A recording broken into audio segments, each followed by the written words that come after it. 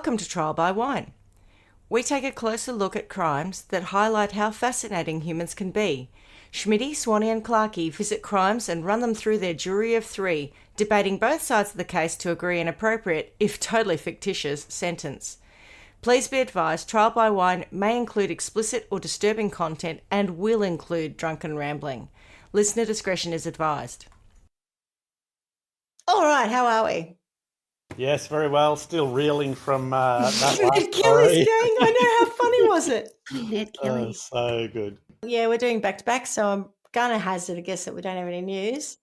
No news. No news is good news. Good news. So let's, snaps for that. Let's introduce ourselves. I'm Schmitty. I'm Swanee. And I'm Clarky, and together we are Trial by Wine. Wine. And what are we drinking? You're still on the zero? Mm-hmm. Mm-hmm. Yeah, everything except. You're still on the soda water, and I'm just on plain old Pepsi now. You're sobering up after that. Well, yeah, someone has to. It's the only person who kept up the deal by getting even moderately intoxicated. Yes, well done, you. Yeah. All right. So, Clarky, got a story for us? I do indeed, yes. Would you like to hear it? Absolutely. Love to. Rightio. I'll start off with my sources. Press Reader, The Age, Wikipedia, ABC, and Strange story. random one, NZ Herald. Oh, okay. That was a little red herring there, Schmitty. I don't know. I thought we had another local story. Maybe not. Yeah.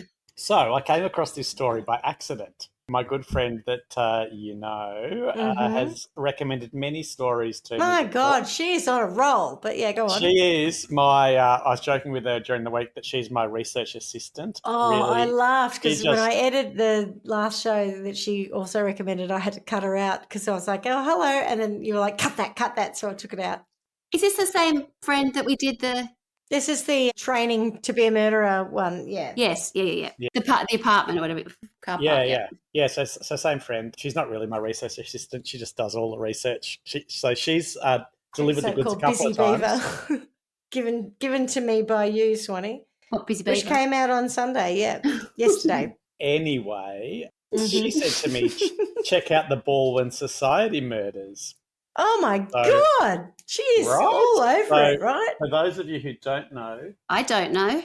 Baldwin is a suburb of Melbourne. Jeez, it's funny. You're giving Victoria a very bad. It's not great for tourism. I think it's not good. I don't think Tourism Victoria are going to call us and go, we've got an idea of sponsoring you. Yeah.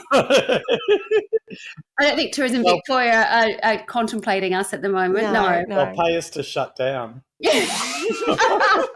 That's all right. Now that we've got could you tell me the name of the website that you used, Schmitty, in the Ned Kelly one? What was it called? The Kellygang.ans. Yeah, our big banner banner sponsor. I think it might be called something. Yeah, that's where the big bucks are. Yeah.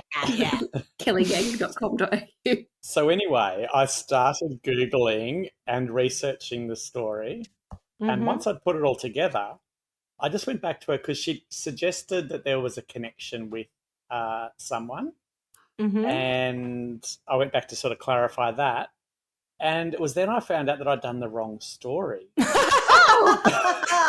So there are two Baldwin society murders. No, there are two society murders. One is the Baldwin Society murders, but if you Google that, this story comes up. Comes up first, all right. Now, this back to your point, Swanee, about not giving Victoria a good name. There's options. Yes. So this one is the Society murders, not to be confused with the Baldwin Society, which I'll bring to you next time. So, Swanee, sorry, there's going to be 2 weeks of murder from my point of view. So, can I check one thing? When you're saying Baldwin, you BALWY, not Baldwin. Yeah, okay, Baldwin. right, okay. Yeah. For all of those of us who are not Victorian, that might, yes, right, doesn't ring a bell. Yeah. Today we're heading to 2002 Melbourne. Recent. Not 1880. No, not 1880. To one of what is probably one of the wealthier but also sleepier suburbs, Armadale. Oh, my goodness, yep. We've got one over here in Perth and it's not so crash hot. Yeah, no, it's definitely not that Armadale. Posh. There's always suburbs that get they probably get way too much grief. I can't say I've been there, but it's the go-to suburb to hang shit on kind of thing. I don't even know where it is. Armadale's the go-to suburb here to get some really nice antiques. Oh, really? Yeah, I don't think that's what's happening in Armadale. But I don't know. And other high-end shit, yeah. We have a very good friend from your Armadale, Swanee. So, there you go. Can't say I've been there, but I know it cops a fair bit of shit. It does. They're not classist. It's Perth. It can't be too classist over here, trust me. For those who don't know Armadale, it's one of the places where the old money lives. Many of the homes are hidden from view behind big trees, big leafy trees, hedges, fences, or security walls, keeping the apparently successful lives and reputations inside free from those outside. So this is the story of Margaret Wales King, who was a wealthy, independent woman who was in the twilight of her very fortunate life. She was born into privilege, the daughter of a road building and construction tycoon. And she'd moved on from the breakdown of her first marriage to the father of her 5 children. And she'd made a fair bit of money herself. So while she was born into privilege, she'd invested a lot and done very well for herself. In 2002, Margaret was 69 and she was married to her second husband, Paul King, who was 75. Now, as a side note, and you'll understand this, I also read that Margaret was 68 and Paul was 70. So who knows how old they were, but, they're thereabouts. Yeah. So Margaret had previously been married to Brian Wales, which is where she got her hyphenated surname from, with whom she had the 5 children. Okay. When they were together, Brian spent a lot of time away from home as a pilot. A few months after the birth of her youngest, Matthew, Margaret met Paul. They were destined to become lovers. All those years ago. All those years ago. So I don't have pen and paper with me, so because I need to get my facts straight now. So Margaret's first husband, who she had the 5 children with, 5 kids was a pilot. Yes. Oh, I misunderstood. Correct. I thought she had 5 children to the second husband. Okay, right. So the first one's not 5 to the first. So the pilot's name is what? Brian, but she meets Paul after the birth of the first child. That's when they meet each other. Oh. After the birth of her youngest. Oh, sorry. So the last child. Got it. Right. Yeah. Okay, my mistake. That's much clearer, right? Because I was like, oh, okay. So after number 5. Yes. Mm-hmm. Got it. Thank you. As you were. So Matthew reportedly looked up to Paul. However, the other children had little time for him, considering him weak and subservient to their mother. So poor Matthew, being the youngest, struggled throughout his school years. His IQ barely scraped into the low 80s. This is like that other story when, not possessed of a big IQ or something, like you made some statement, right. Not a very smart person. Yeah, okay. Yeah, so poor Matthew wasn't the sharpest tool in the shed. Mm. Made it a little bit tough for him, and this continued into his working career. He met and married Maritza Pizarro, who emigrated from Chile with her family. He used his return from the sale of a family inheritance to set Maritza up in her own clothing business. Sorry, of a family inheritance property. So one of the family properties. Yeah. Margaret and Paul lived in $1 million home in Armadale in 2002. So that was sounds like a shed. $1 million homes were normal. Yeah, that's right. I was going to say, that sounds like a shed. It was a cardboard box. That sounds very impressive. If you say it's nice, I'm like, oh, okay. Yeah. Yeah, even then, $1 million. I don't know. Too much. No, not even then if it was in Armadale from what I can understand it. Anyway. Yeah. Maybe that's a bit wrong. Maybe someone Googled and got the Western Australian Armadale and thought. Quite possible. They moved in the very best of circles and they played bridge with the elite of society. So I read. To the outsider looking in, everything was rosy with Margaret and Paul. They lived a very enviable life. And many aspired to their sort of situation, despite the fact that Paul did have a stroke in 2000. Margaret was a devoted carer of Paul and loving mother and grandmother who doted on her large extended family. However, things aren't always as rosy as they appear, and there were often ongoing arguments within the family about money. These all came to a head. So much money. Can we have more? Yeah. Right? It's literally that. It's sickening. Gross. It's sickening. Mm-hmm. Yeah. So these all came to a head when another property was to be sold. Proceeds from the sale. I want 70% of that. Anyway, yeah. I think you're nailing it. You've got the right tone. Yeah. Enough millions. I need more millions because I don't have Imelda Marcos's shoe collection.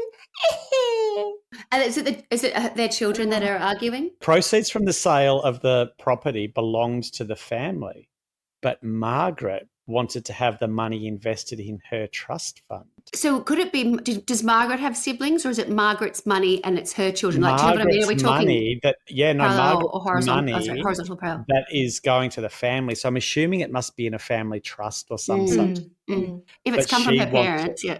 Okay, well in that case, she's a bit naughty, isn't she? So how dare she want her own money? Anyway, so well, not necessarily. But I'm just wondering if she's the one who's supposed to be sharing it. That's what I'm not quite clear on. No. She's entitled to it. It's her family that want it from her. I don't think it's hers per se. That's what I could gather. Okay.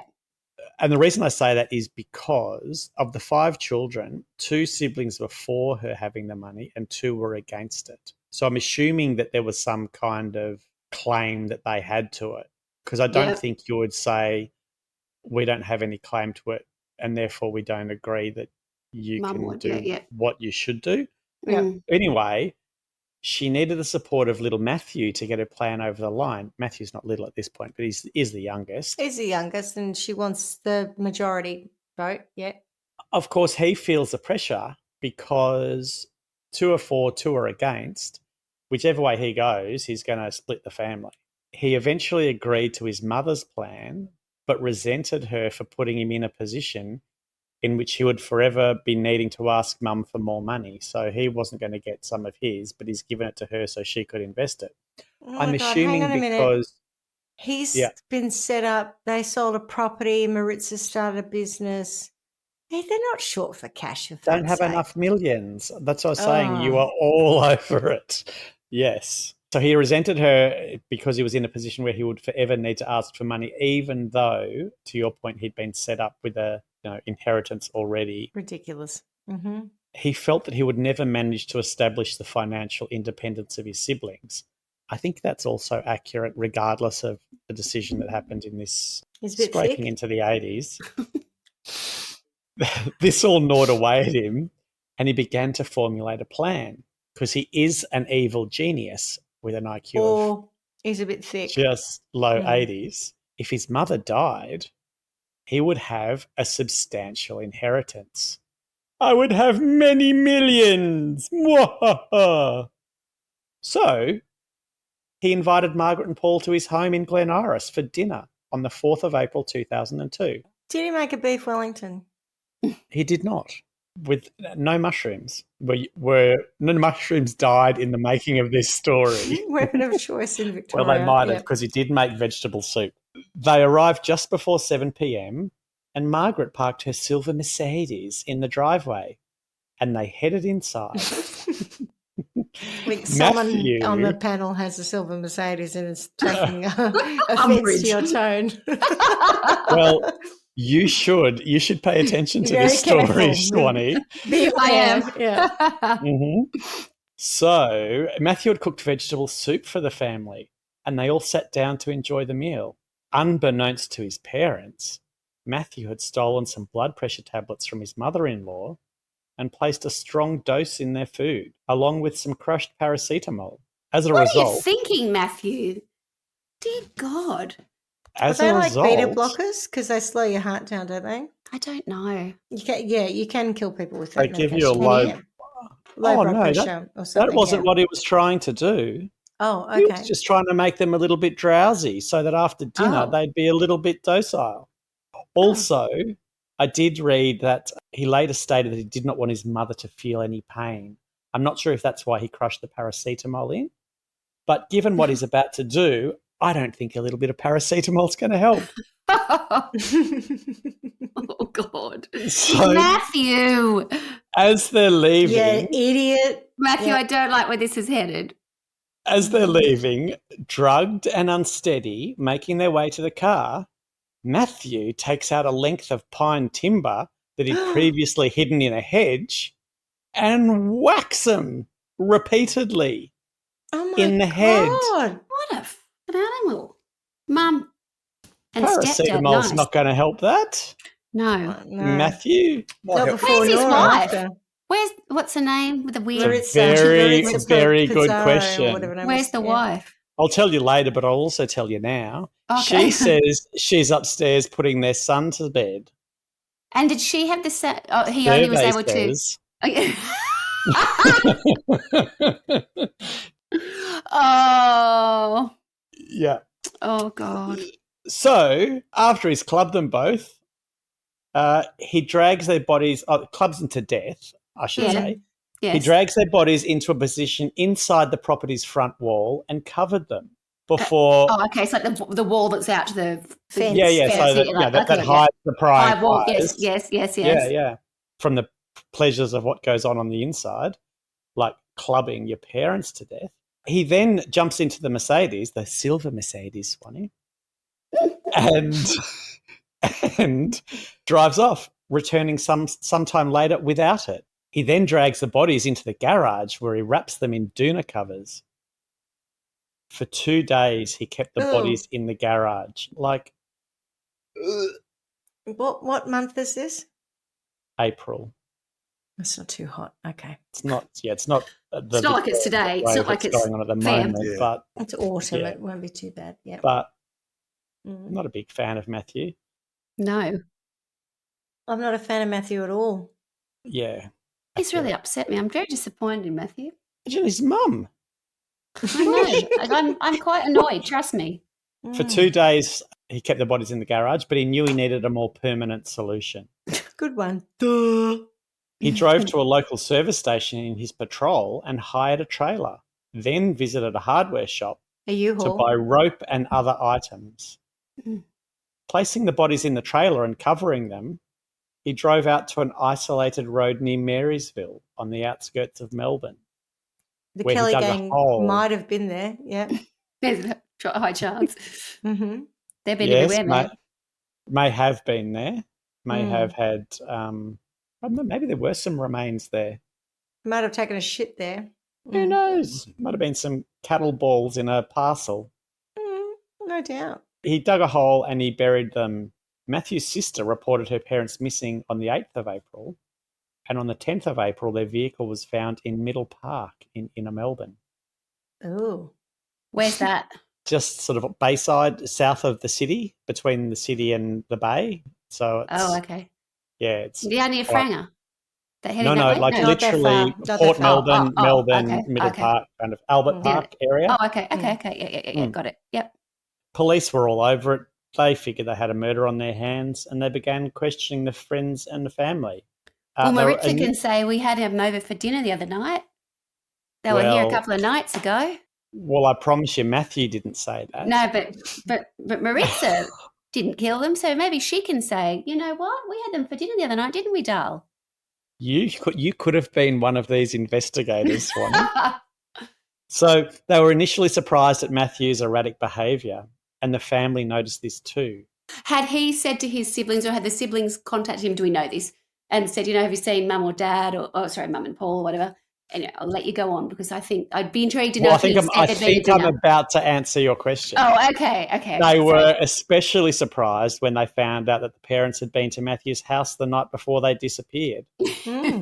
Something he'd forgotten to mention previously. Oh. So Matthew rocketed to prime suspect status. And then on the 29th of April, 2 park rangers discovered a shallow grave in bushland near Marysville. The bodies were bound and wrapped in plastic. How ignominious. Still wearing the clothes they wore to dinner. Can you, who's done all of this stuff for you? Yeah, I know. I just don't get it. Set you up so magnificently. It wasn't like she was unless you're going to reveal that she was terrible and abusive or whatever else. I don't think that's where we're headed. Seeing as she's they're devoted to the family. Yeah, she's been invited over for dinner. And in reality, she'd die at some point. They would have got the money at some point. And she was in her old age. Oh, God. Maybe Maurizio's fashion empire wasn't quite doing as well as Autopsies on the bodies revealed they had been strangled and beaten. Oh, gross. And you're right, paracetamol's not going to help that. It's interesting, though. So the strangled bit, I'll talk about it a little bit later, but he's obviously not consistent with Matthew's story. So they don't know what's gone on there. The funeral was held on the 8th of May, and Matthew had participated at the couple's funeral. However, he was seated away from 4 older siblings.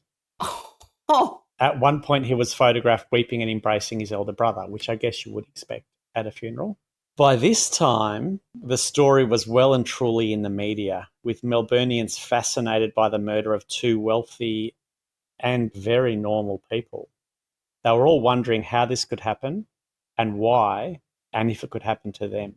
It also made international headlines. So on the 11th of May 2002, the New Zealand Herald featured the story. Yep. International. The article included the following extract. Conversations everywhere are wondering aloud why anyone would wreak such a violent, gruesome, undignified end to the lives of an innocent old couple. Sorry.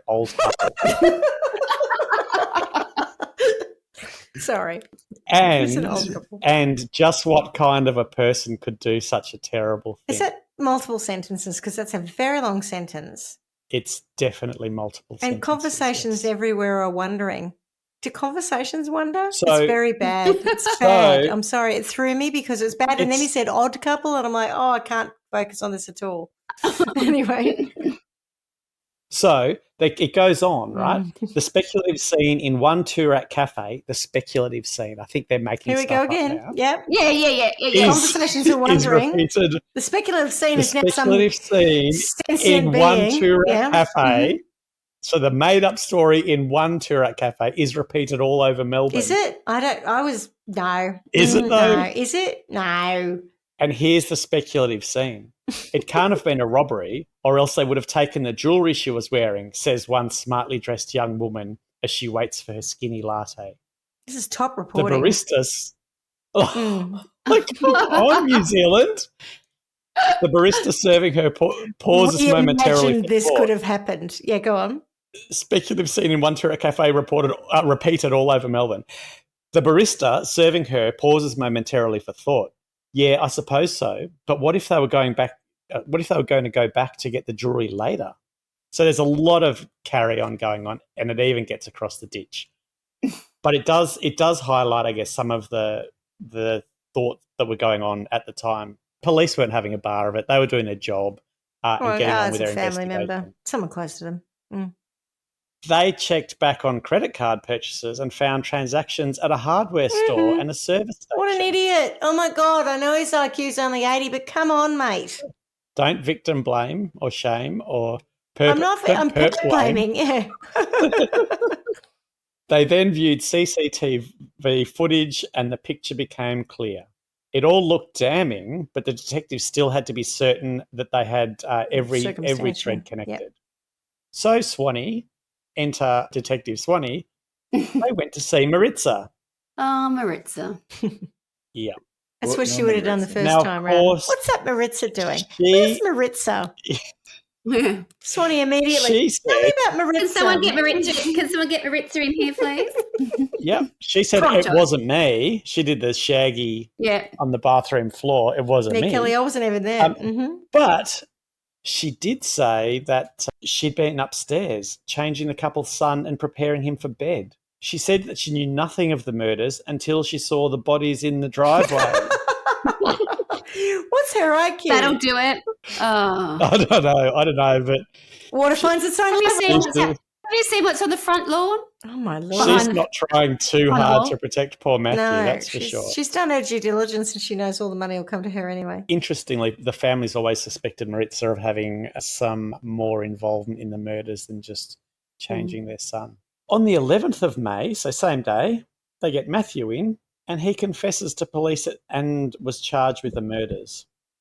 He told police, Schmitty, of the great animosity and hurt between himself and his mother, and that the anger had been building for years. I mean, imagine how tough it must be. He mentioned that he buried his mother beneath his stepfather in order to diminish her domineering character. He also told police that he killed, that's what he said. It's extraordinary for such a thicko to be even thinking like that, but yeah, go on. Scraping into the 80s. He also told police that he killed Paul because he blamed him for his parents' separation. Maritza was charged with being an accessory after the fact. to both the alleged murders. Well, yeah, I mean, I didn't do anything, but I saw them in the driveway and I didn't call the police. So at this point, Matthew's not saying, oh, actually, there's some money at stake. I was just wanting the money. He hasn't revealed that little kind of... It's not about that. Mum's made me very upset. It's just mum's made me upset. Yeah. And Paul isn't my real dad. Yeah. You're not my father. You can't tell me what to do. Yeah, exactly that, in that tone too. At the trial, Justice John Coldry found that Matthew, partly due to his low IQ, murdered the couple not out of greed, but because he resented his mother for using her wealth to manipulate him. Maybe. Justice Coldry said that Matthew showed no remorse for the killings and that he had told his psychiatrist that his actions were morally justified. Ooh. The psychologist's report said Matthew believed his mother had dominated him emotionally, physically, and financially all of his life, and that the killings of her and Paul represented the ultimate expression of his independence. Oh. Matthew asserted that not only had his mother used the power of her money against him, but also against his sisters. What did the sisters have to say to that? We're good, thanks.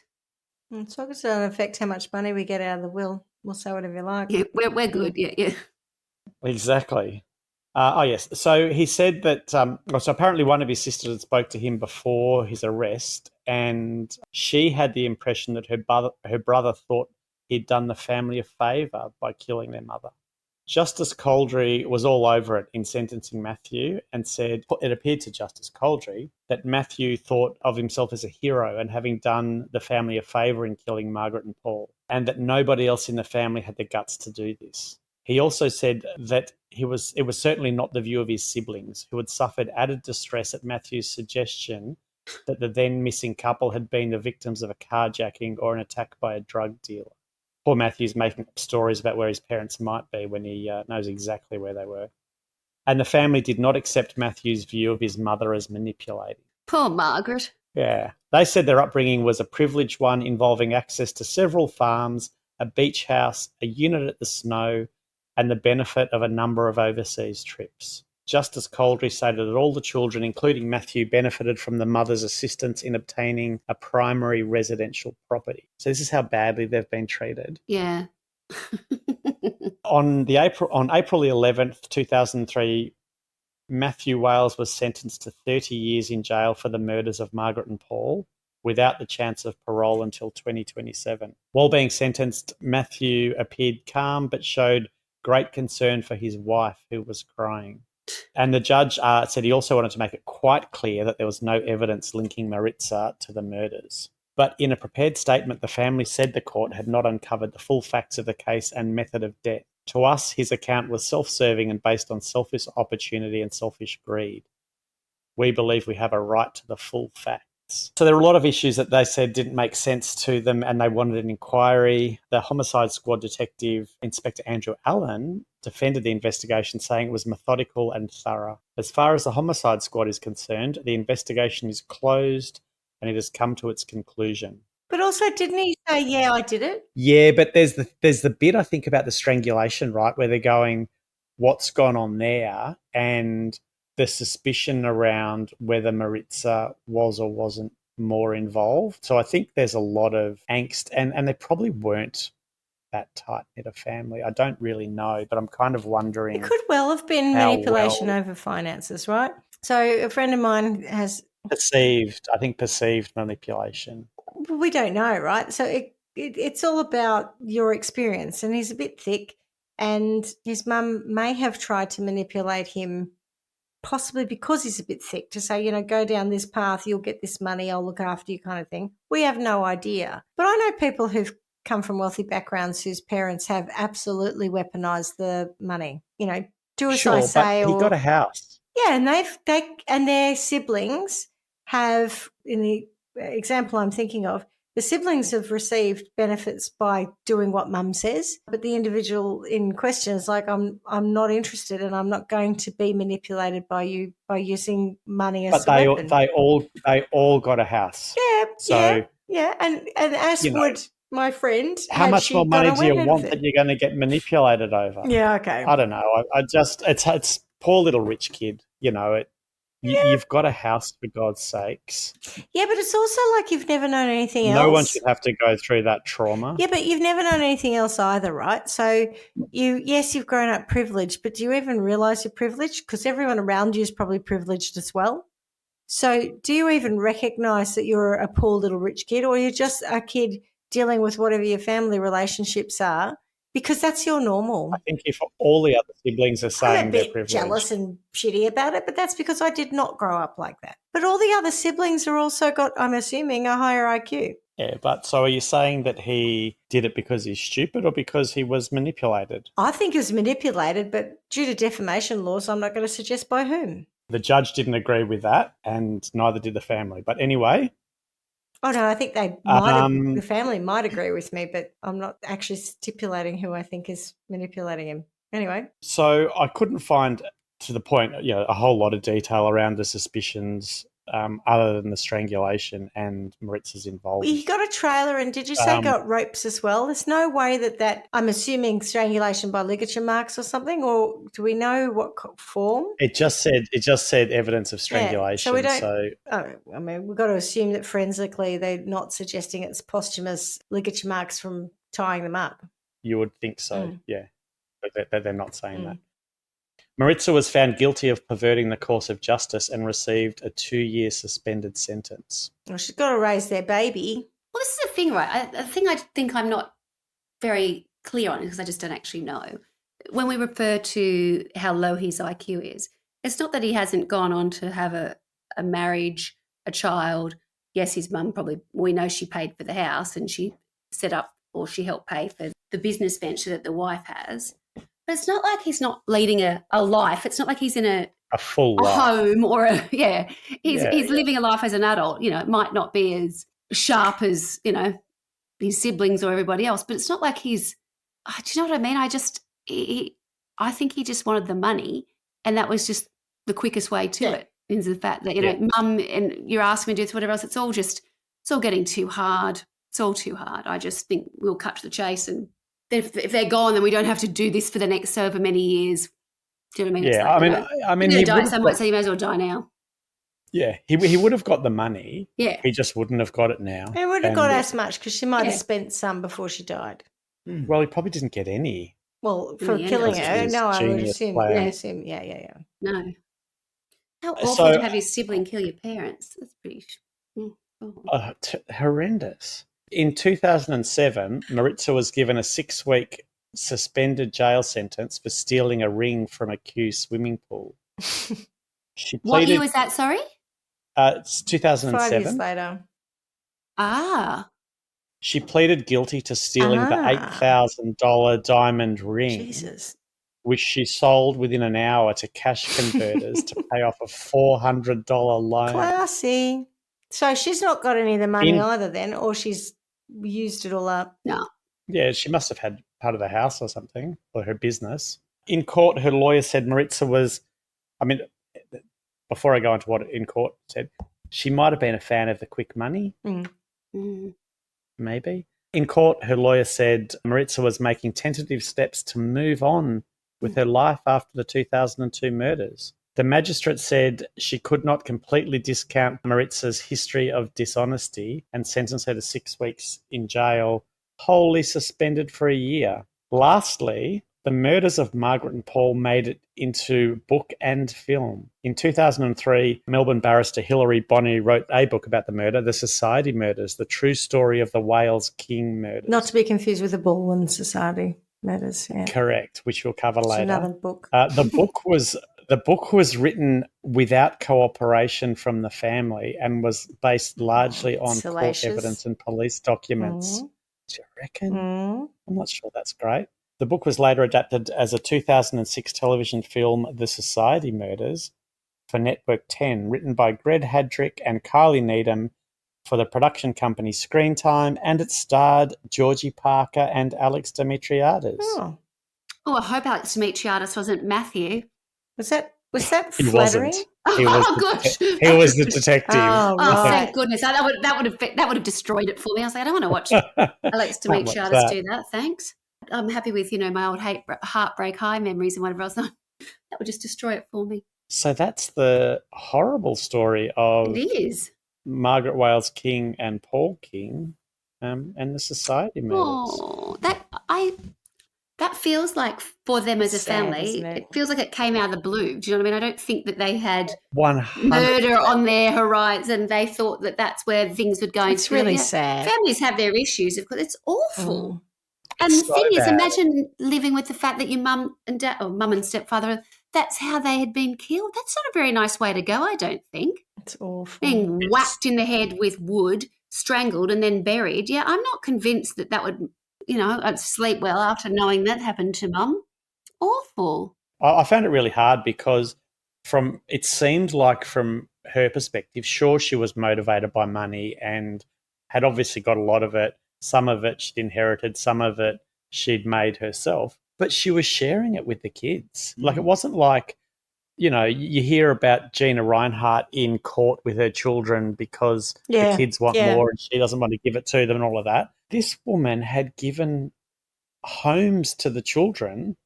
I suspect that what she would want to do, what she would want to do, and this is something that I've been made aware of, something is this whole idea of, again, it comes to sort of succession planning where it wasn't her who originally made the money, right? It was her father. Is that what she said? But she did do some good investing. Yeah, correct. So she's no fool, but she understands that, and if their house was worth $1 million, which really isn't a great deal, it might be that they're actually quite sensible. Yeah, they're probably wealthy, but they're probably quite careful, and that's why they continue to have the money. They had all these things. They had a privileged life. But do you know how they're quite shrewd with money? They respected it. Yes. They weren't blowing cash. Yeah, I bet you they weren't, out doing fancy things all the time. I suspect it was like, okay, my parents allowed me this, gave me this sort of start, and then that's come down to my generation. I've done my own thing with it, and I want to be able to make sure that when I'm gone, my kids are also going to benefit from that. That's quite a common thing I've heard of. So if that's the way she's doing it, and then someone's over here going, yeah, but I want more and I want it all now, that's when things really don't work. So if, he's just got too greedy too quickly and it's like, I need it now. I think did he even ask for more money, or did he just kill her? Oh, well, I imagine that was part of the manipulation that he perceived, right? Yeah, he probably asked and they said no. That's probably the manipulation. Well, I think she would probably be someone who, and I'm making it up, but I assume she would be going, I've given you a house to get you set up. I'm not going to give you more money, particularly if you're not going to spend it well. And I've set your wife up in her business. We're good for now, okay? Yeah. Go and make it for yourself. You'll feel so much better if you do. Go off and do that. But also, at some point or other, I'll die and you'll have a certain amount of money, but if you don't know how to manage it, you'll run out of it. Yeah. And it will be shared with your siblings and that's how it's going to work. And it'll be I'm sure it was all very structured. And, because it wasn't something that had just come into their family. Do you know what I mean? They hadn't just made a mozza. No, that's right. And, it's that thing, that lineage where it's like it comes through and you try and look after it and then everyone gets a little bit. And so they've, as you say, they had a house each. So that kind of thing, that's what people do, I think, who, or they might not pay for the whole house, but they're giving their kids money towards a home or the mortgage or whatever it is, the deposit. I think that's quite, well, not common, but I found it really hard that she's been that generous. She's got all of them, but him included, set up, and he feels so bad about it that he kills It's ridiculous. her. Like, because it's nonsense. Especially if she's been successful in her own right, she's sort of thinking, these kids have got to do it for themselves. Yes, it's all here. Yes, they'll get it. But, if they do it on their own terms and just, that's kind of like that sort of safety net. It's here, but go do your own thing. I'm not going to just hand it to you, because I'm sure everyone would be super critical of her if she did. If she just gave it all to her, like, oh my God, that's not helping anybody. That's right. So it feels like she was damned if she didn't, damned if she didn't, only by Matthew, of course. But I think it sounded like her course of action was sensible. Well, it's very generous and loving. Yeah, like, I think so. So awful. Those poor siblings, God. The notion of resenting someone so much for that, it's hard to get your head around, I think. And I can only imagine the horror that she would have felt when she realised what was going on. Like, he's hoping that they didn't have those final moments of the betrayal and the horror of it. It's just horrendous. That's not the story that my friend recommended. Did you get in touch with her and say, I've gone and done the research. What's the connection, So she sent me a bit. I said, so did you say about this that it was connection, blah, blah, blah, which I'll tell you next week. Yeah. And she said the best part of it is what happened afterwards. I'm like, what? what happened afterwards? And then she went on, I'm like, I don't think I've got the right story. Yeah, I can't find anything about that. Any thoughts on sentencing? I think I'm quite happy. Yeah. Sorry, maybe not happy. Comfortable is probably a better word. I don't think you can sentence him enough because I just think it's so unjustified from what I can gather. Schmitty, I think, to your point around litigation, there's probably some other influence going on there that we haven't discussed a lot. I'll just sentence him to some kind of, upbringing in abject poverty. Learn how to work on your own, mate. When you've got no one giving it all to you, when you don't even have to be that poor. You could just come from a working class background where the expectation is that you work for it because there's not a ton of money coming from parents. It's just enough to get by and have a roof over your head and pull your head in and do the work and shut up. What about sentencing to an upbringing that really was traumatic? Like, what's her name from Monster? Charlize Theron. Leanne Warnos, yeah. Yeah, Leanne Warner. We hear so many people who actually have a very traumatic. Yeah, but then they turn into murderers, right? And he's already who are creative. He didn't even have that and turned into a murderer. So I think just popping maybe what's that film Lion? We'll just drop him at a train station in the middle of bumfuck nowhere, India, so sad, and it was tragic. Yeah. I cried and cried, but let's just drop him as a kid in the middle of nowhere, and he has to just find his way, and he doesn't end up with Nicole Kidman adopting him. He just has to find his way. Or Angelina Jolie. Not in the story, but she doesn't mind adopting people. White ladies who will elevate his status, because the whole point of it is to put him in a situation which is hard and he's got to work for everything he gets. All right. There you go. Well, never heard of that one. I think I went to the UK in 2001, so that's just slightly after it. So I was not part of the cafe where they had the conversations of a blah blah nature. I do think bullshit. We could definitely sentence the New Zealand Herald I think shocking article. The speculative scene in Mundurat Cafe is repeated all over Melbourne. The speculative scene? What? I beg your pardon? No, didn't even hear of it. But what was the other? Conversations? It was... Conversations everywhere are wandering aloud. I'm sorry, conversations don't wander aloud. Like, it's just bad. Conversations aren't sentient beings. Oh, God. I wonder. Yeah. New Zealand Herald. I'm going to sentence you to a course in grammar. Yeah. All right. Well, on that note, that was an interesting story. Thanks, Clarky. Yeah. And as we say every week, miss you already. Ciao. Ciao, ciao. Thanks for listening to Trial by Wine. You can contact us at trialbywine@gmail.com. Please rate, review and subscribe to Trial by Wine on Apple Podcasts or wherever you get your podcasts. If you'd like to support us, you can become a patron at www.patreon.com, Trial by Wine, or visit our website www.trialbywine.com to donate to us. Your support will help us cover many more cases and apply wacky sentences. We really appreciate you listening and hope you tell everyone about us. Our cover art is by John Christo and music is by Beauchamp from pixabay.com.